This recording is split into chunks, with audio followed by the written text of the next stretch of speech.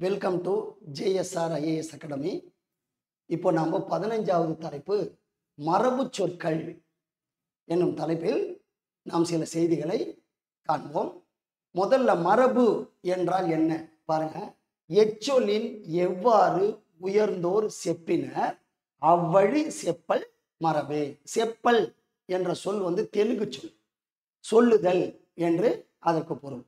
பெரியவர்கள் எந்தெந்த பொருளை எந்தெந்த சொல்லால் குறிப்பிட்டார்களோ நாமும் அதை பற்றி அப்படியே சொல்வதுதான் மரபு. மண் அப்படின்னு சொன்னா அதுக்கு ஏன் மண்ணுன்னு பேர் வச்சாங்க நம்ம ஆராய்ச்சி பண்ண கூடாது.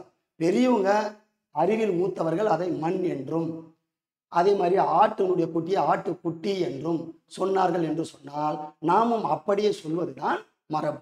இந்த மரபு சொற்கள்ல இந்த தாவரங்களின் இளமை மரபு சொற்கள், அதே மாதிரி விலங்குகளின் இளமை மரபு சொற்கள், அதே மாதிரி வினை சொற்கள்ல மரபு இருக்கு. எல்லாவற்றையுமே நம்ம சொல்ல முடியாது இல்லையா? இப்ப பாருங்க, தண்ணீர் குடித்தான், பால் பருகினான் அப்படின்னு சொல்லணும். அது மாதிரி உள்ளதெல்லாம் அந்த வினை மரபு சொற்கள் அப்படி இருக்கு. இந்த வகுப்புல நாம பார்க்க போவது தாவரங்களின் இளமை மரபு சொற்கள். வாங்க. ஒன்று, அவரை பிஞ்சு.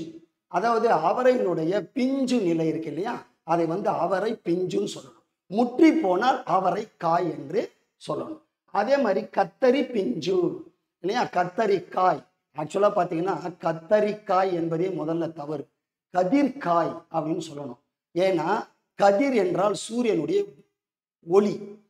அதனால அதிகபட்ச வெயில நம்ம கத்தரி வெயில்னு சொல்றோம்ல, அது கத்தரி வெயில் இல்லை, கதிர் வெயில். அதாவது மே மாதங்கள்ல சூரியனுடைய அந்த ரேஸ் பூமிக்கு செங்குத்தா விழும். அப்போ வெப்பம் அதிகமாகும். அதுதான் நம்ம கத்திரி வெயில்ன்றோம். ஆக்சுவலா அது கதிர் வெயில். அந்த உஷ்ணம் அதிகமான நேரத்துல இந்த காய் விளைவதால் இதற்கு கதிர்காய் என்றுதான் பெயர். பின்னர் தான் அது கத்தரிக்காய் என்று மாறியது. ஸோ அதனுடைய இளநிலை கத்தரி பிஞ்சு அப்படின்னு சொல்லணும். வெள்ளரி பிஞ்சு. வெள்ளரிக்காய் ஏன் பேர் வந்ததுன்னா, வெள் என்பது வெண்மை என்று பொருள்படும். அரி என்றால் கோடு. அந்த காய் மேல பாத்தீங்கன்னா வெள்ளைய கோடு இருக்கும். அதனால அது பேர் வெள் அரி காய். அதனுடைய இளநிலையை நம்ம வெள்ளரி பிஞ்சு என்றுதான் சொல்லணும். அதுதான் மரபு. அடுத்தது தென்னங்குறும்பை. தென்னையினுடைய இளநிலை தென்னங்குறும்பை என்றுதான் சொல்ல வேண்டும். அடுத்தது மாவடு இல்லையா, அதாவது சின்னதா இருக்கிற பிஞ்சு. மாங்காயுடைய பிஞ்சை மாங்காய் பிஞ்சு என்றோ மாங்காய் என்றோ சொல்லக்கூடாது, மாவடு என்று சொல்ல வேண்டும்.